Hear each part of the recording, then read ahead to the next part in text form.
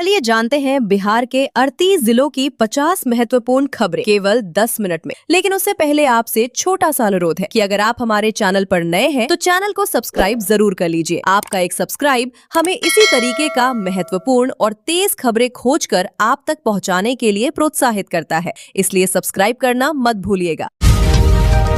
अपराधियों को सीधी चेतावनी। सीएम सम्राट चौधरी ने अति पिछड़ा सम्मेलन में कड़ा रुख अपनाते हुए कहा कि बिहार में सफाई अभियान जारी रहेगा और अपराधी घुटने टेकें या बिहार छोड़े। एनकाउंटर पर तीखे सवाल। आरा के बिलौटी गांव में हुए भरत तिवारी एनकाउंटर पर घिरे मुख्यमंत्री सम्राट चौधरी श्यामा प्रसाद मुखर्जी के बलिदान दिवस कार्यक्रम में मीडिया के सवालों पर बिना जवाब दिए आगे बढ़ गए। बीजेपी में आंतरिक दरार। भरत तिवारी एनकाउंटर के बाद बीजेपी दो धड़ों में बंट गई है। एक गुट कार्रवाई का समर्थन कर रहा है तो दूसरा नेतृत्व पर सवाल उठा रहा है। योगी मॉडल से तुलना पर विवाद। राजनीति गलियारों में चर्चा तेज है कि सीएम सम्राट चौधरी यूपी के योगी मॉडल से आगे निकलने की जल्दबाजी में इस एनकाउंटर विवाद में घिर गए हैं। न्यायिक जांच के आदेश। बढ़ते दबाव के बीच सीएम ने मामले की निष्पक्षता के लिए हाई कोर्ट के रिटायर्ड जज से न्यायिक जांच कराने की घोषणा सोशल मीडिया पर की है। अति पिछड़ा समाज के रक्षक।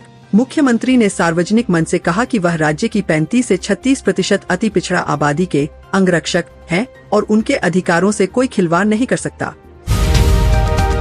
विपक्ष का जातिगत हमला। विपक्ष इस एनकाउंटर को लेकर सरकार को घेर रहा है। सोशल मीडिया पर इसे लेकर जातिगत राजनीति भी गर्मा गई है। किसानों के खाते में राशि। सीएम सम्राट चौधरी ने आंधी तूफान से प्रभावित फसलों के नुकसान की भरपाई के लिए 200 करोड़ रुपए की इनपुट सब्सिडी सीधे किसानों के खातों में ट्रांसफर की। मुफ्त बिजली योजना का विस्तार। मुख्यमंत्री ने बिहार के लाखों घरों में मुफ्त बिजली और सोलर पैनल लगाने की योजना की समीक्षा तेज कर दी है। प्रशासनिक सर्जरी की तैयारी। कानून व्यवस्था की बदहाली पर सीएम सचिवालय आज कुछ जिलों के एसपी और डीएम के साथ आपातकालीन बैठक कर सकता है। गया में नए टेक्नोलॉजी सेंटर की नींव।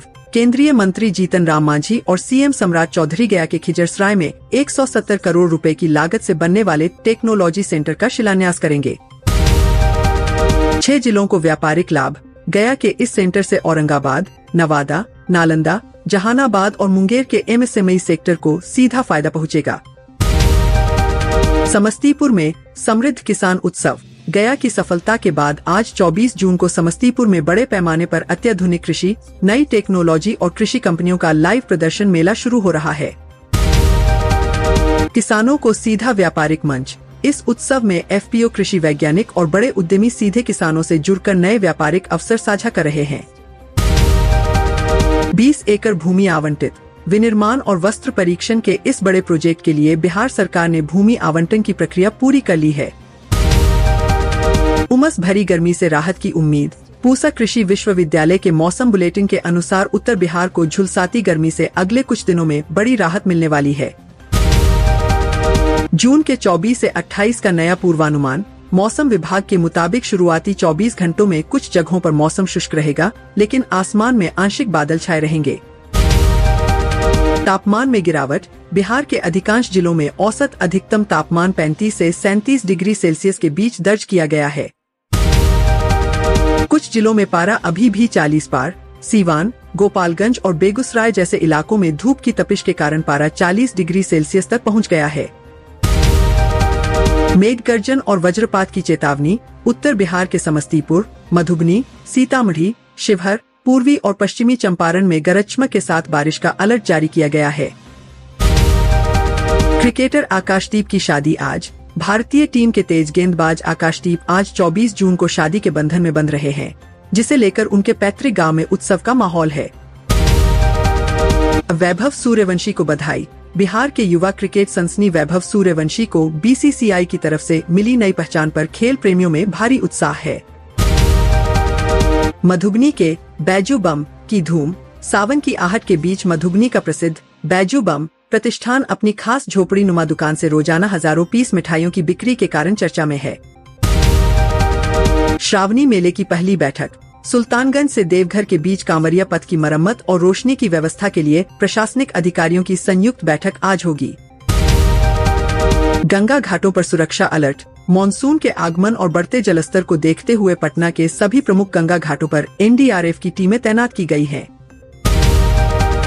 दानापुर पुणे नई एक्सप्रेस। रेलवे ने यात्रियों की भारी भीड़ को देखते हुए दानापुर से पुणे के बीच 27 जून से चलने वाली स्पेशल ट्रेन के लिए बुकिंग आज से शुरू कर दी है। स्मार्ट प्रीपेड मीटर पर विरोध। मुजफ्फरपुर और भागलपुर के कई शहरी इलाकों में स्मार्ट मीटर की तेज रीडिंग की शिकायतों को लेकर उपभोक्ताओं ने विरोध प्रदर्शन किया। साइबर अपराधियों पर नकेल। नवादा और शेखपुरा पुलिस ने संयुक्त छापेमारी कर फर्जी लोन और लॉटरी के नाम पर ठगी करने वाले 5 अंतर्राज्यीय ठगों को गिरफ्तार किया।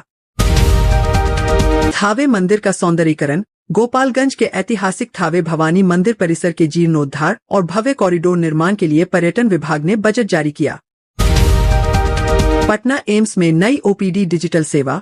पटना एम्स में मरीजों की लंबी लाइनों से छुटकारा दिलाने के लिए आज से पूरी तरह क्यूआर कोड आधारित ऑनलाइन ओपीडी रजिस्ट्रेशन शुरू कर दिया गया है। पूर्णिया में नया अनाज गोदाम। सीमांचल के किसानों की फसल बर्बाद होने से बचाने के लिए पूर्णिया में 10,000 मीट्रिक टन की क्षमता वाले आधुनिक साइलो अनाज गोदाम का शिलान्यास किया गया है। पटना एम्स में robotic surgery. Patna all India institute of medical sciences AIIMS में जटिल कैंसर और न्यूरो सर्जरी के लिए अत्याधुनिक रोबोटिक सर्जिकल सिस्टम का सफल ट्रायल पूरा कर लिया गया है। बिहार के पर्यटन स्थलों पर गाइड ऐप। बिहार पर्यटन विभाग ने राजगीर, बोधगया और वैशाली आने वाले यात्रियों को स्थानीय इतिहास और सटीक रूट बताने के लिए एक multi language audio guide mobile app launch किया है। सड़क सुरक्षा के लिए विशेष चेकिंग। पटना के सगुना मोड़, गांधी मैदान और कारगिल चौक पर ट्रैफिक पुलिस ने बिना हेलमेट, ट्रिपल लोडिंग और ओवर स्पीडिंग के खिलाफ एक बड़ा महाअभियान चलाकर सैकड़ों चालान काटे। वैशाली में अवैध mini gun factory seal. STF और स्थानीय पुलिस की संयुक्त छापेमारी में वैशाली के एक सुदूर गांव में चल रही अवैध मिनी गन फैक्ट्री का पर्दाफाश कर भारी मात्रा में अर्धनिर्मित हथियार बरामद किए गए। पटना विश्वविद्यालय छात्र संघ चुनाव। पटना यूनिवर्सिटी प्रशासन ने शैक्षणिक सत्र को नियमित करने के साथ ही आगामी छात्र संघ चुनावों की संभावित तारीखों को लेकर अधिसूचना पर काम शुरू कर दिया है। अवैध बालू खनन पर ड्रोन से नजर। सोन और गंगा नदी के तटीय इलाकों में माफियाओं द्वारा किए जा रहे अवैध बालू खनन को रोकने के लिए खनन विभाग ने नाइट विजन ड्रोन तैनात किए हैं। बिहार स्टेट दुग्ध उत्पादक महासंघ कॉम्फेड का नया प्लांट सुधा डेयरी के दूध और दुग्ध उत्पादों की बढ़ती मांग को पूरा करने के लिए समस्तीपुर में एक नया अत्याधुनिक प्रोसेसिंग प्लांट स्थापित किया जा रहा है। साइबर थानों को मिले नए गैजेट्स। बिहार के सभी जिलों में नवगठित साइबर थानों को ऑनलाइन वित्तीय धोखाधड़ी और डीपफेक मामलों को सुलझाने के लिए उन्नत फोरेंसिक सॉफ्टवेयर टूल उपलब्ध कराए गए हैं।